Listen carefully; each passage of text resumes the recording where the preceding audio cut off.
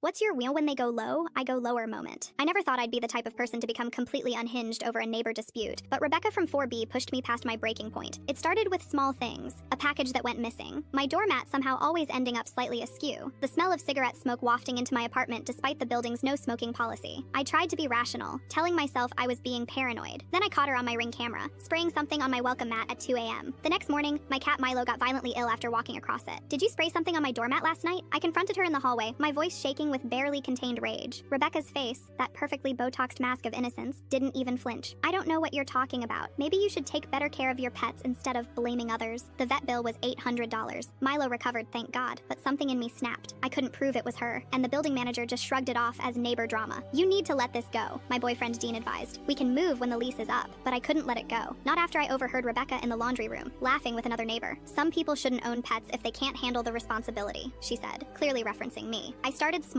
subscribing her email to every spam list I could find, ordering pizza deliveries to her apartment at odd hours. Childish stuff, really, but it gave me a sense of control. Then I discovered something interesting. Rebecca worked from home as a financial advisor for high net worth clients. She was always bragging about her exclusive client list at building gatherings. I also discovered she had a habit of leaving her windows open during spring evenings. This is getting unhealthy, Dean warned me as I monitored her schedule. You're obsessing. Maybe I was. But when I found out she was hosting an important client dinner at her apartment, something she'd been loudly planning on her balcony phone calls, I knew exactly what to do. I waited until the afternoon of her dinner. Her windows were open as expected, and she had stepped out for what I knew would be her weekly hair appointment. I had timed everything perfectly. The Bluetooth speaker was small enough to hide behind her living room curtain. I had tested the range from my apartment. It worked flawlessly. I set it to the lowest volume, just enough to be heard, but not immediately located. At 7:30 p.m., when I knew her guests would be arriving, I pressed play. The recording was subtle at first, just Rebecca's voice, collected from various phone conversations she'd had on her balcony, saying things like, "These idiots will believe anything if you sound confident enough," and "Half these clients don't even read what they're signing." I had spliced together weeks of her most damning statements, creating a devastating portrait of someone who viewed her clients as cash cows to be milked. I heard the commotion through our shared wall, raised voices,